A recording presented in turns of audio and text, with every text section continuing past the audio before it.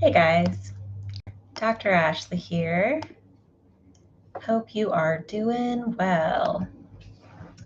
So, this month we've been talking about should I stay or should I go?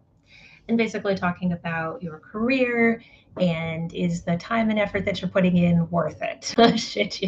should you keep doing it, or is it time to call it quits essentially? So one of the main things I wanted to talk about today was finding confidence. I think one thing that I got um, recommendations on, that I got feedback on all the time when I was in training, was you need more confidence. So if you are someone who's been struggling in that area or feeling like people are telling you you need to find some more confidence, keep listening, and we will get you squared away hopefully today. And let me know if you have any questions or anything. You can always send me a message. Sorry, my phone keeps going off. Okay, we're good. If you don't know me, I'm Dr. Ashley. I'm a general pediatrician, and I love talking to people about marketplace ministry, which is basically how God kind of ignites and helps us do the career that we love every day. And so I've been telling a bit about my story. I basically graduated from medical school and a couple of days later got readmitted with bacterial meningitis. I got really sick. And so when I got pulled off of work, when I got out of the hospital, I was a little bit worried about going to work.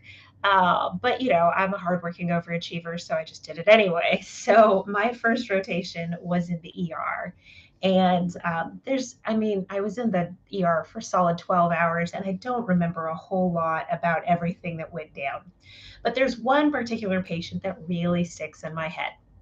And so this particular patient was a little girl with a rash, and I went in to see her and her mom and talked with him for a while. And I just could not figure out exactly what the rash was. I figured it was like a viral rash. Kids tend to get them from viruses all the time.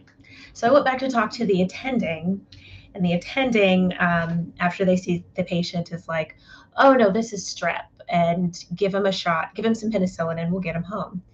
And I was like, "Oh, strep. Yeah, okay. Strep does cause rashes in kids. I forgot about that. Okay, great. We'll get them some medicine."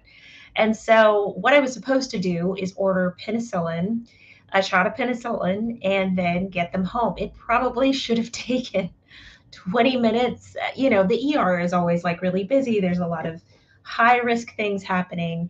But I was struggling with cognitive slowing and with cognitive problems. And the farther I got through the workday, the more I realized how much I was struggling. And so the penicillin really, really messed me up because I couldn't remember how to spell it. Right. I just could not figure out how to spell penicillin. And so that made life really difficult. It took me a while to order it. And then the attending kept coming back and being like, "Are you done yet? Have you finished your discharge? Blah, blah, blah. Can I sign the papers?" I'm like, "I haven't even ordered the medicine yet." Like, I was really struggling.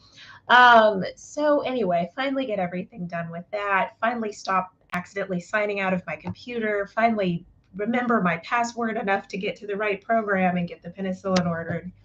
And then I go back out to finally discharge the patient.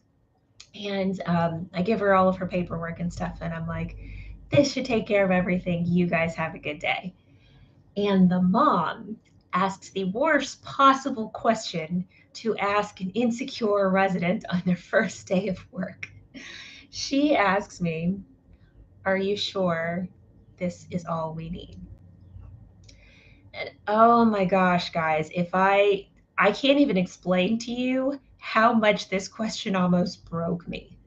Are you sure? Am I sure? I am not sure about anything. I'm not sure about the diagnosis. I didn't even make the diagnosis. The attending made the diagnosis. I don't know. Am I sure about the medicine? The medicine that took me an hour to order, that I finally just started clicking random things and hoped I ordered the right thing? I don't know. Am I sure about anything in general in medicine? There's no 100% guarantee for anything we say. So, what do you want me to tell you right now? This should take care of it. If not, let us know and come back, right? Like that's just how medicine works. Am I sure? I wasn't even sure about what shoes to put on my first day of work. I am not sure. Like, I don't know what to tell you right now. And literally, I just started fighting back tears.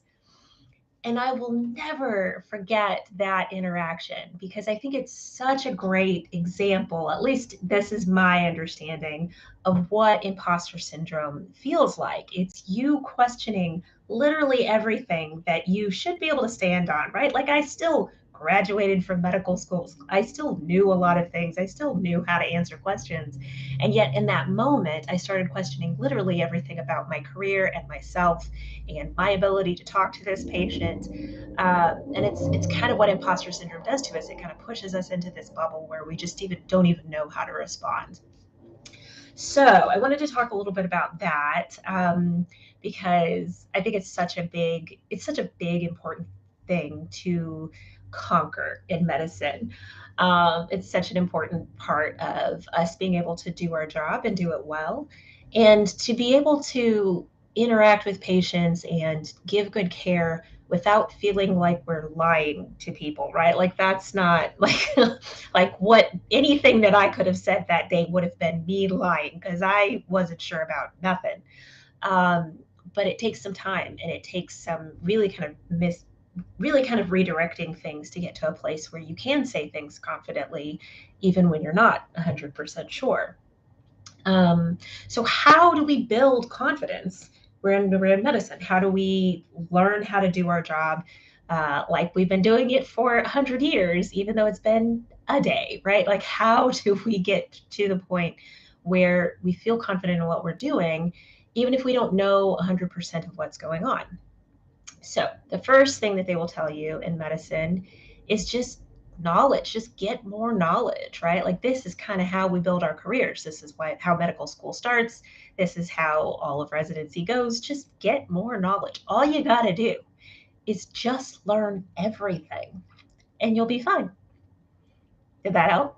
It sounds so simple, right? All I got to know is literally everything. Because, you'd be amazed the things that people will come in and ask you. I definitely had a mom call me and ask me what brand of toothbrush was the best for her 5 year old, I believe. And I was like, I don't know everything. I get it. I'm a doctor, but I literally don't know every single brand of toothbrush in the world and which one is perfectly formulated for your particular child. It'd be great if I could just have all the knowledge and all of the things. We had another patient come in, a little boy who was 4, and I said, "How's potty training going?" And this little boy said, "I am never gonna learn how to use the potty." I kid you not, it was the craziest thing I've ever seen. And I mean, in spite of all of the knowledge I had accumulated, I just plain did not know what to tell her, right? Like, I don't have rights to this child's psyche. I cannot rewrite the way he's thinking about this. I don't know. Okay, there's no amount of let me just go read another article that changes the way that you interact with people sometimes, and that gives you the ability to never make a mistake, to never forget anything, to never be human. When it's all said and done, you are still human and you are still going to be imperfect, as harsh and as real as that sounds.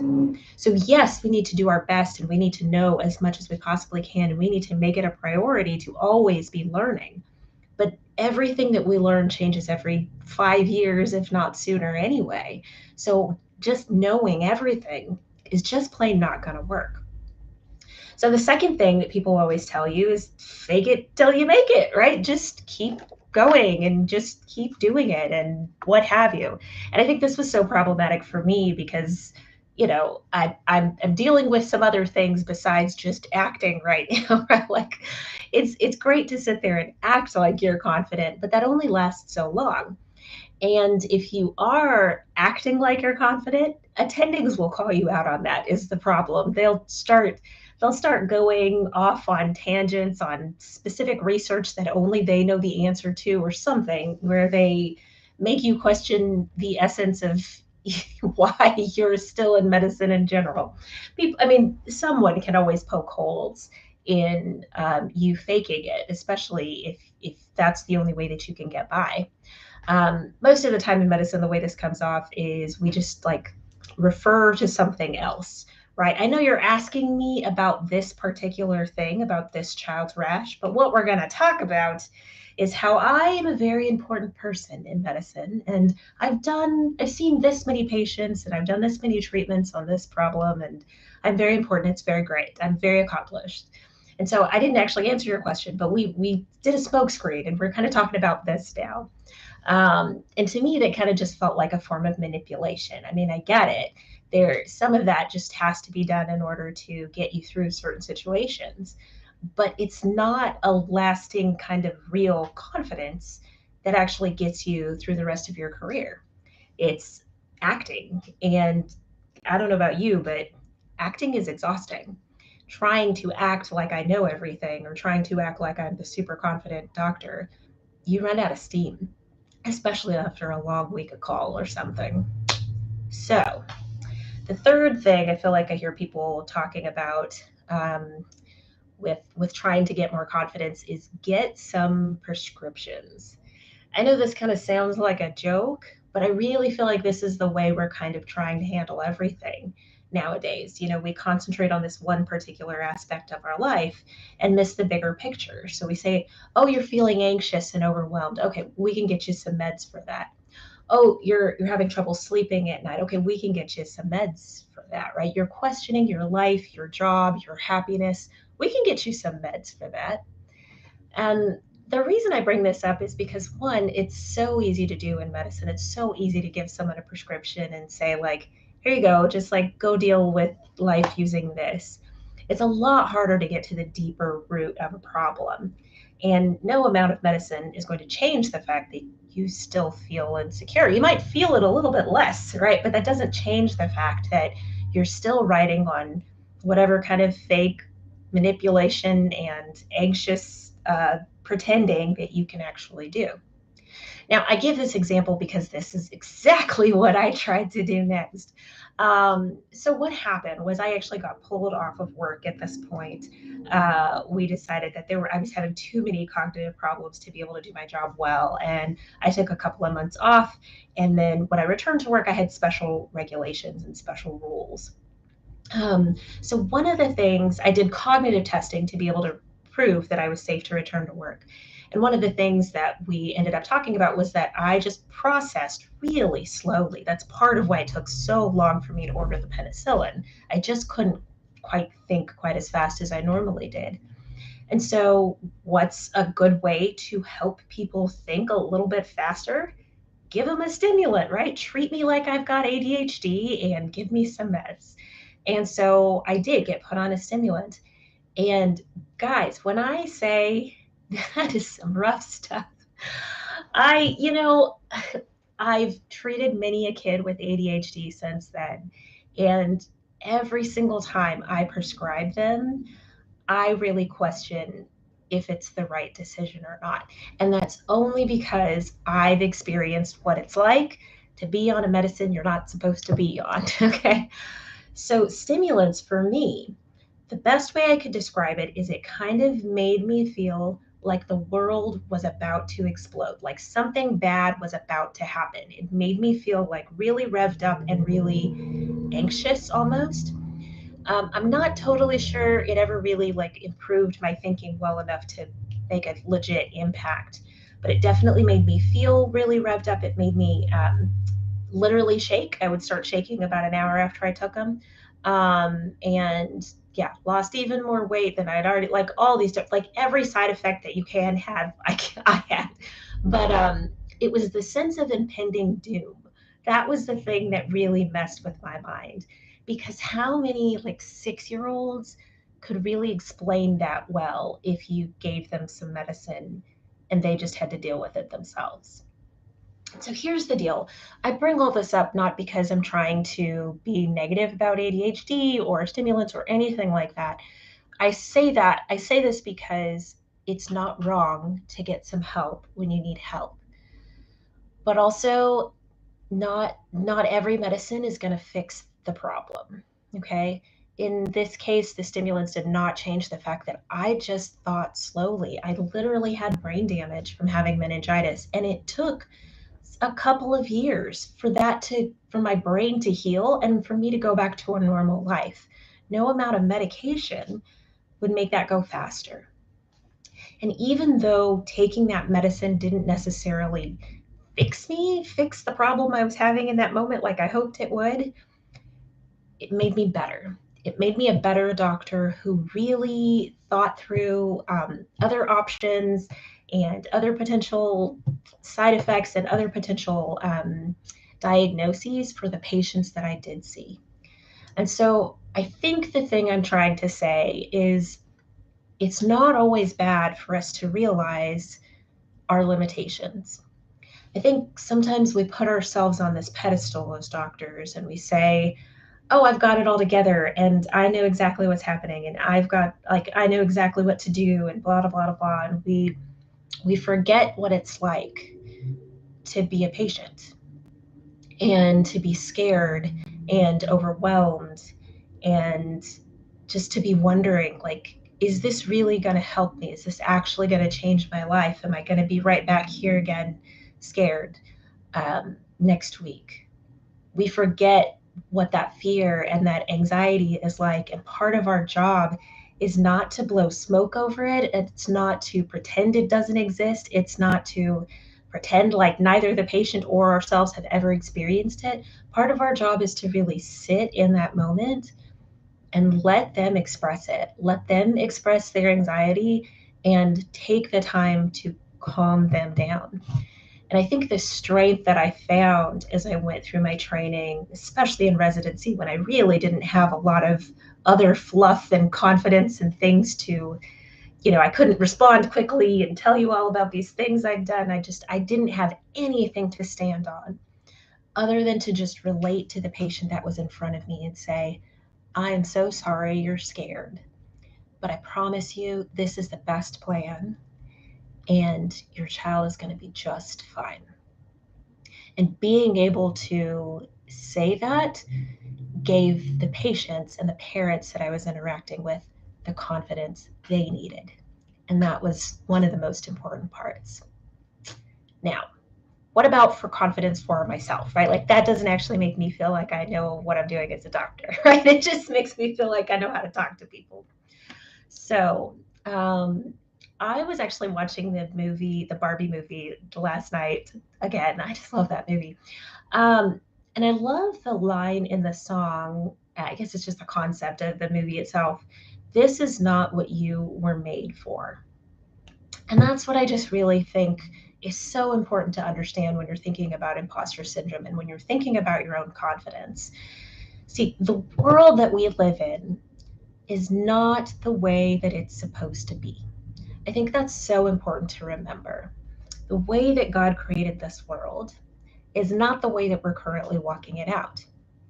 So, what God intended was for us to be able to do our job and to be able to work with Him, to be able to change the world, to be able to better it, to be able to challenge things, to be able to find new innovations and ways to do things, and to be able to create and walk with Him, just like He had done.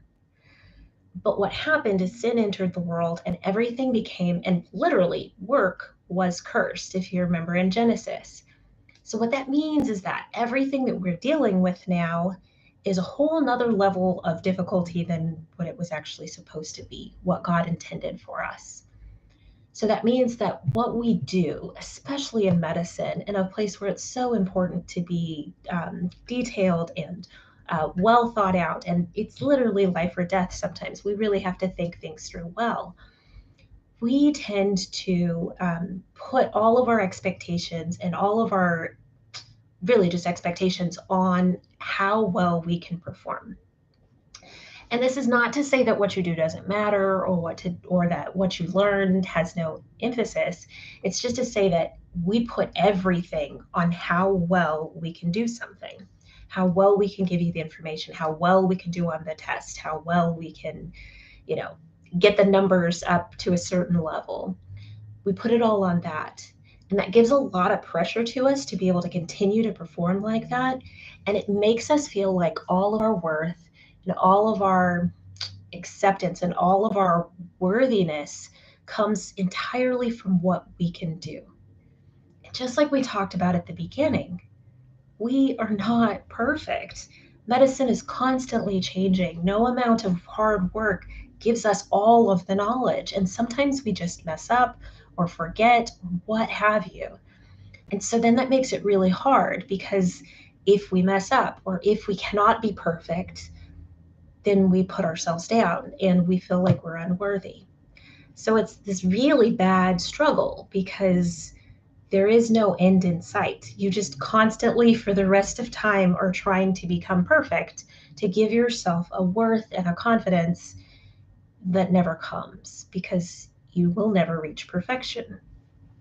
And that's what sin has done in our lives. That's what sin has done to this world. We are broken.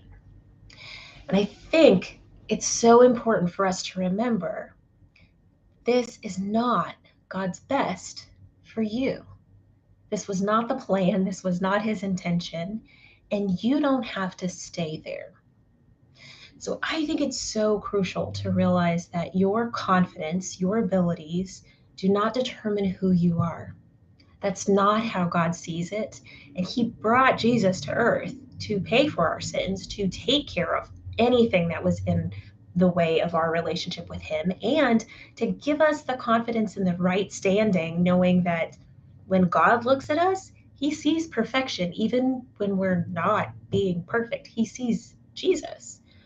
And so instead of having to try and prove ourselves or make up fake smoke screens or pretend like we've got it all together, we just get to be ourselves and know that our worth is never going to change, that our confidence comes from who God is, and that our standing comes not from how well we performed today, but it comes from God. See, God is the one thing that never changes.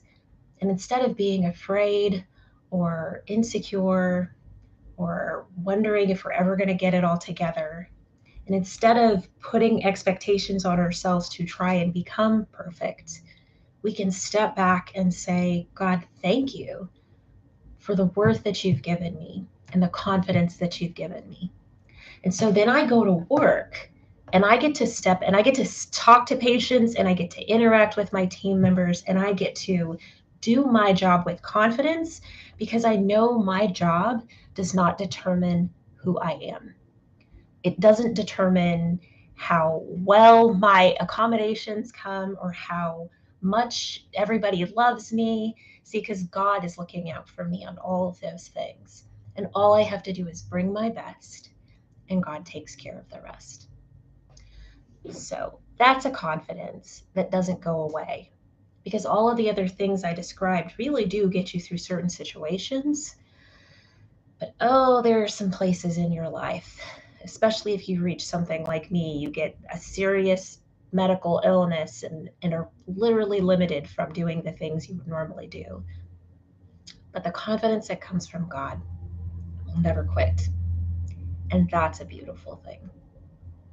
Now, if you're looking for more information about imposter syndrome, I've got a free ebook in the links below. You can go grab one and then follow along here, and we'll keep talking about the frustrations and problems associated with work, but also how you can do your best and be a successful Christian doctor and be awesome.